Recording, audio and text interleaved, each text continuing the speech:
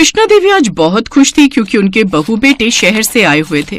वैसे कुछ भी कहो, ठंड में मक्के की रोटी, सरसों का साग, गाजर का हलवा, ये सब चीजें बहुत अच्छी लगती है। तो और लो ना बहू, तुमने हलवा तो बहुत ही कम लिया है। छोटी बहू तुम भी तो खाओ, तुम भी तो बस बनाने में ही लगी हुई हो। मैं बना लूंगी, तुम भी गरम गरम खाओ, ठंड में गरम गरम खाना अच्छा लगता है।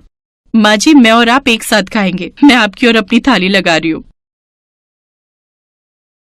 माँ, अपनी दवाइयाँ वगैरह भी रख लेना, क्योंकि मुझे पता है तुम गांव की देसी दवाई लेती हो, उसी से तुम्हें आराम मिलता है। हाँ, मैंने पूरे 2 महीने की दवाई वैद्य जी से ले ली है। और वैसे भी मैं पूरी सर्दी अपने बेटे बहुओं के साथ रहूंगी, तो मुझे भी घुटनों में आराम ही मिलेगा। ये दवाई तो बस नाम के लिए ले जा रही हूँ, असली दवाई तो मेरी इन दोनों बहुओं की सेवा है। मेरी दोनों बहुएं ठंड में मेरा इतना ख्याल जो रखेंगी। क्यों सुमन, वर्षा, मैंने तुम दोनों के लिए ठीक कहा ना? जी माँ जी। कई सालों बाद ठंड के मौसम में कृष्णा देवी और हरिप्रसाद अपने बेटा बहू के साथ शहर जा रहे थे, इसलिए दोनों ही बहुत खुश थे। कृष्णा, तुमने रामलाल गजक वाले से मूंगफली रेवड़ी गजक मंगवाई थी, मैं ले आया हूँ। हाँ, ये ठीक किया। अब शहर की धूप में आराम से बैठकर तुम और मैं ये मूंगफली, रेवड़ी और गजक का आनंद उठाया करेंगे। हाँ, ये तो तुमने बात बिल्कुल सही कही। गांव की ठंड तो हम हर बार देखते हैं, इस बार शहर की ठंड का लुत्फ उठाएंगे। कृष्णा देवी और हरिप्रसाद अपने बेटे बहू के साथ शहर पहुंचते हैं, पर जैसे रेलवे स्टेशन से घर के लिए ऑटो करने लगते हैं, तभी बड़ी बहू बोलती है, वर्षा, एक काम करते हैं, माँ बाबूजी को कुछ समय के लिए हम अपने साथ ले जाते हैं, फिर कुछ समय हमारे पास रहकर वो तुम्हारे घर आ जाएंगे। वो माँ जी, मैं इसलिए कह रही हूँ क्योंकि मेरा घर और वर्षा का घर दूरी पर है, फिर रोज रोज आपका आना जाना मुश्किल है। ये भी ठीक रहेगा, हम कुछ दिन तुम्हारे साथ रह लेते हैं, फिर हम अपनी छोटी बहू के पास रह लेंगे। कृष्णा देवी और हरिप्रसाद पहले अपने बड़े बेटे बहू के घर रहने आ जाते हैं। सुमन बहुत चालाक थी, उसने जानबूझकर ऐसा किया था। उसे पता था कि ठंड के दिनों में वो रसोई में ज्यादा काम नहीं कर पाती है और दिल्ली की सर्दी वैसे भी कड़ाके की पड़ रही थी। सुमन की सफाई बर्तन वाली गांव गई हुई थी। सुमन को पता था कि अगले 1 महीने तक ठंड में कोई नई काम वाली मिलने वाली नहीं, इसलिए उसने इस बात का फायदा उठाया और फिर अगले दिन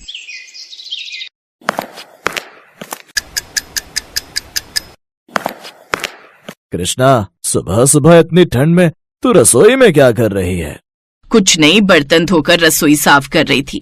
सुमन बता रही थी उसकी काम वाली 1 महीने के लिए गांव गई है। बेचारी सुमन सुबह सुबह उठकर ठंड में रसोई में काम करेगी, वो भी तो नहीं सही ना। सोचा मैं ही थोड़ा काम कर लूं, बहू के काम में हाथ बटा लूंगी। मैंने गैस पर आलू उबालने रख दिए हैं। सोच रही हूँ बच्चों को आज आलू की कचौड़ी बनाकर खिलाऊंगी। आज वैसे भी रमेश की ऑफिस की छुट्टी है। वो सब तो ठीक है, पर अपने घुटनों का भी ध्यान रखना। पता चला कि फिर से तेरे घुटनों में दर्द शुरू हो गया। सुबह सुबह पानी का काम कर रही है, बाहर देख कितनी ठंड है। तभी सुमन रसोई में आ जाती है। माँ जी, अरे आपने तो सारा रसोई का काम कर लिया। मैं तो सोच रही थी ठंड में उठूंगी और रसोई में ठंडे पानी में बर्तन करके फिर अपने लिए चाय बनाऊंगी। आपने तो बहुत बढ़िया कर दिया। आपके आ जाने से मुझे कितना सुख हो गया है माँ जी। अब एक काम करो, मेरे लिए 1 कप अदरक वाली गरम गरम चाय और बना दो। माँ जी, आपने जैसा गाजर का हलवा गांव में खिलाया था ना, आप बिल्कुल वैसा ही बना देना। बाबूजी, आप ना बाजार जाकर गाजर खरीद लाना, माँ जी हलवा बना लेंगी। माँ, तुम्हारे हाथ के आटे की पिन्नी बड़ी स्वाद लगती है, वो भी बना लेना। हाँ, क्यों नहीं, जरूर बना दूंगी। सर्दियों का जो भी सामान है, आटे की पिन्नियाँ, हलवा, गोंद के लड्डू, मैं ठंड में तुम्हारे लिए सब कुछ बना कर रख दूंगी, क्योंकि फिर छोटी बहू के घर भी तो रहने जाना है।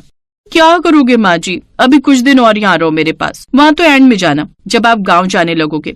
इतनी ठंड में वहाँ क्या ही करोगे, उनके घर में तो धूप भी नहीं आती है, यहाँ तो आपको आंगन में भी धूप मिलती रहती है। कृष्णा देवी बेचारी भोली भाली थी। अकेले कृष्णा देवी ने ढेर सारा गाजर का हलवा भी बनाया और पिन्नी लड्डू भी बनाए। अब तो सुमन को अपनी सास की मानो आदत ही हो गई थी। वो जब देखो भरी ठंड में अपनी सास से कुछ न कुछ खाने का बनवाती रहती थी और खुद वो एक काम करके राजी नहीं थी। एक दोपहर 60 साल की बुजुर्ग कृष्णा देवी ठंड में रसोई में सारा काम करके नाश्ता बना रही थी और सुमन नाश्ता खा रही थी। तभी कृष्णा देवी का छोटा बेटा और बहू वर्षा आ गए। उन्होंने जब ये नजारा देखा तो वर्षा से रहा नहीं गया और वो बहाने से अपनी सास से बोली, माँ जी, वो मैं सत्यनारायण भगवान की कथा करवा रही हूँ, इसलिए आपको लेने आई हूँ। आज इनकी छुट्टी थी तो कार से ही आ गए। आप अपना सामान पैक कर लो और अब आप मेरे साथ रहने चलो। अचानक सत्यनारायण भगवान की कथा, पर इतनी जल्दी कैसे प्लान बना लिया? भगवान के काम में प्लान क्या बनाना, जब उनकी इच्छा होती है तभी सारे काम हो जाते हैं। पर आज तो सुमन ने साग मंगवाया हुआ था, वो भी साफ करना है, बनाना है। हाँ, अगर माँ जी चली गई तो इतने ठंडे पानी से साग कौन धोएगा? अब मेरा मतलब है माँ जी साग बहुत अच्छा बनाती है ना, मैं ये कह रही थी। अब आपके साग के चक्कर में माँ जी थोड़ी यहाँ बैठी रहेंगी। आप बना लो साग, आपको भी तो आता है। और एक काम करना, माँ जी के लिए भिजवा देना। अरे मैं लेता जाऊंगा भाभी, मुझे वैसे भी इस साइड दोबारा आना है। आप साग बनाकर तैयार रखना। वर्षा के ससुर बहुत खुश थे क्योंकि वो जानते थे कि उनकी छोटी बहू वर्षा बहुत अच्छी है और वो सुमन की तरह कृष्णा देवी को ठंड में परेशान भी नहीं होने देगी। कहीं न कहीं उन्होंने चोरी छुपे अपनी बहू से पहले ये बात कह दी थी, इसीलिए तो वर्षा बहाने से अपनी सास को लेने आई थी। सास के जाने के बाद सुमन को अपनी सास की कदर हुई क्योंकि सास के होते हुए तो वो कोई काम कर ही नहीं रही थी, ठंड से बची हुई थी। पर सास के जाते ही सारे काम उसके सिर पर आ गए। कृष्णा देवी को अपनी बड़ी बहू और छोटी बहू में फर्क उसी दिन समझ में आ गया जब दोपहर के समय कृष्णा देवी और हरिप्रसाद छत पर धूप सेक रहे थे और बहू वर्षा उनके लिए गरम गरम खाना बनाकर ला रही थी। माँ बाबूजी, मूली और अमरूद भी काट कर लाई हूँ, कल ये ऑफिस से आते हुए ले आए थे। कच्ची कच्ची मूली है, अमरूद देखो कितना मीठा है, माँ जी खाकर देखो। कृष्णा सच बताना, क्या छोटी बहू के घर आकर तुम्हें अच्छा नहीं लग रहा? बहुत अच्छा लग रहा है जी। वर्षा तुम बहुत अच्छी हो बहू। और वो मैं कह रही थी सत्यनारायण भगवान की कथा। माँ जी अब मुँह से बोला है तो हम जरूर करवाएंगे सत्यनारायण भगवान की कथा, क्यों बाबूजी? हाँ बहू, जरूर करवाएंगे, कल ही रख देते हैं। बहू प्रसाद वगैरह बनाना हो तो मुझे बता देना। माँ जी आप मेरे पास हो ना तो यहाँ पर आप आराम से रहो, मैं आपको कोई काम नहीं करने दूंगी। आप मेरे पास आराम के लिए आए हो, काम करने के लिए नहीं। और रही बात प्रसाद की तो वो तो मैं बना लूंगी। छोटी बहू वर्षा की बात सुनकर कृष्णा देवी की आंखों में आंसू आ गए। सच ही तो है, हमारे बड़े हमसे और क्या चाहते हैं, बस अपनापन और प्यार। वो हमारे लिए इतना कुछ करते हैं, वो भी बिना किसी स्वार्थ के। तो हमें भी अपने बड़ों की सेवा निस्वार्थ भावना से करनी चाहिए, यही अच्छे संस्कारों की पहचान है।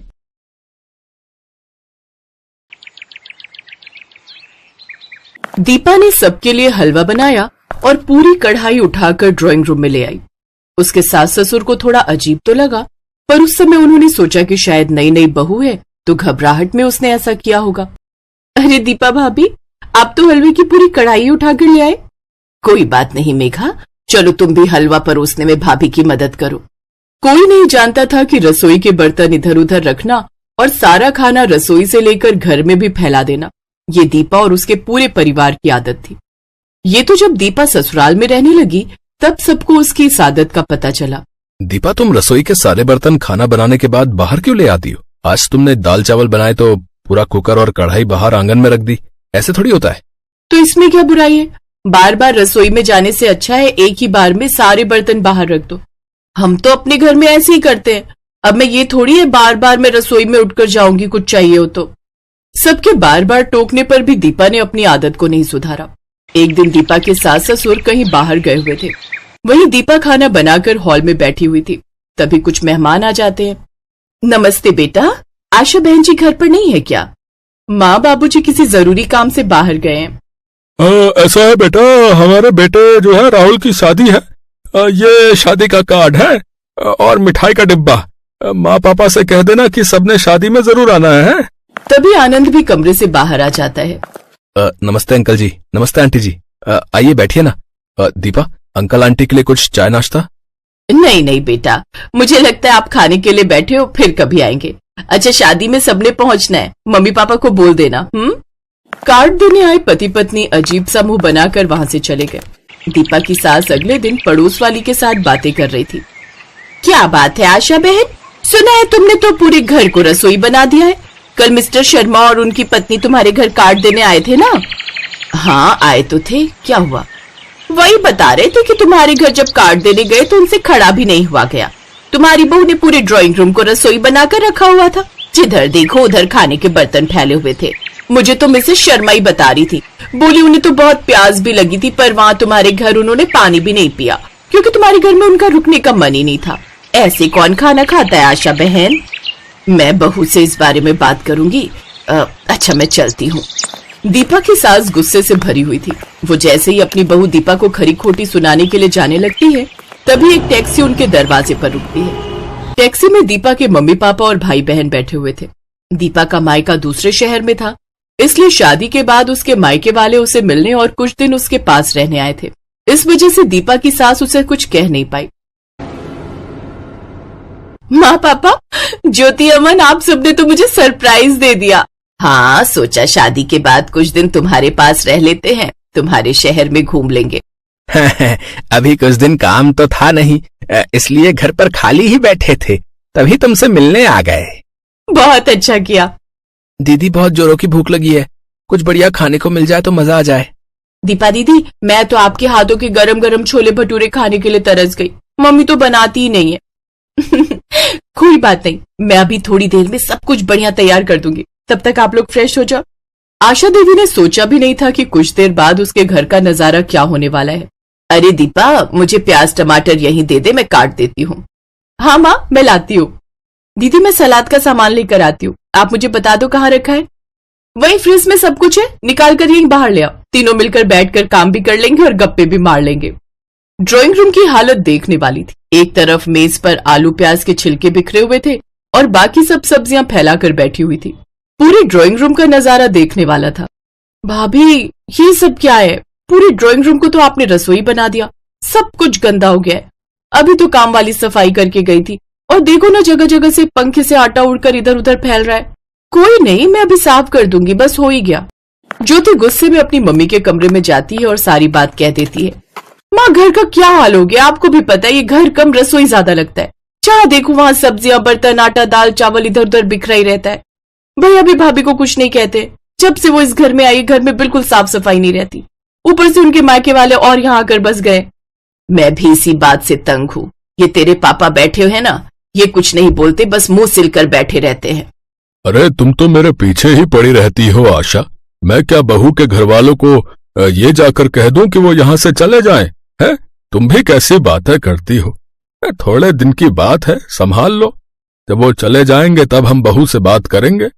एक दिन दीपा रसोई में खिचड़ी बना रही थी। उसने खिचड़ी बनाई और गरम गरम कुकर लाकर ड्राइंग रूम में रख दिया और अंदर बर्तन लेने के लिए चली गई। तभी दीपा की सास अलमारी से कुछ सामान निकालने आई। उस समय ड्राइंग रूम में कोई नहीं था, बस दीपा की सास आशा ही थी। अचानक कुकर फट गया। आशा को अस्पताल लेकर जाते हैं। घबराने की कोई बात नहीं है, मैंने आशा जी के हाथ पर दवाई लगा दी है, कुछ दिनों में आराम आ जाएगा। ये सब दीपा भाभी और इनके मायके वालों के कारण हुआ है। अगर इनमें जरा सी भी समझ होती तो ये इस तरह से लापरवाही ना करती। आज अगर माँ को कुछ हो जाता ना, तो बस मैं तो इनसे बिल्कुल रिश्ता तोड़ देती। सबका मूड खराब था क्योंकि जो भी हुआ था बहुत गलत हुआ था। दीपा और उसके मायके वाले भी थोड़े घबराए हुए थे। उन्हें डर था कि कहीं वो दीपा के साथ कुछ गलत ना करे। दीपा के मम्मी पापा और दीपा बहुत शर्मिंदा थे। समधन जी, जो भी हुआ बहुत गलत हुआ, पर आप हम सबकी गलतियों की सजा हमारी दीपा को मत देना। हम वादा करते हैं हम कभी भी यहाँ नहीं आएंगे। हम दीपा से दूर रहेंगे, पर आप दीपा को हमारे साथ मत भेजना। दीपा की आंखों में आंसू आ जाते हैं। दीपा फूट फूट कर रोने लगती है। दीपा बहू, मैंने तुम्हें कब कहा कि यहाँ से जाओ? मैंने तो कुछ भी नहीं कहा। गलती तो हर किसी से होती है, और फिर देखो तो मैं बिल्कुल ठीक हूँ। पर आगे से ध्यान रखना, जो चीज जहाँ के लिए बनी होती है हमें उसका इस्तेमाल वहीं करना चाहिए। चलो अब चुप हो जाओ, और आप सब भी इस तरह की बातें मत कीजिए। ये आपका ही घर है और जब भी चाहे आप यहाँ आ सकते हैं। और अभी आप सभी यहाँ से नहीं जाएंगे। अगले हफ्ते दीपा का जन्मदिन है, उसके बाद ही हम आपको जाने देंगे। माँ जी, आपको कैसे पता मेरा जन्मदिन है? आनंद ने बताया था। वो चाहता था कि तुम्हारे पहले जन्मदिन पर सरप्राइज रखे। आई एम सॉरी भाभी, मैंने भी बहुत ज्यादा बोल दिया। अब दीपा ने रसोई का खाना घर में फैलाने की आदत छोड़ दी। अब वो जो कुछ भी बनाती रसोई से ही थाली में परोस कर लाती, जिससे उसकी लाइफ में सब कुछ ठीक हो गया।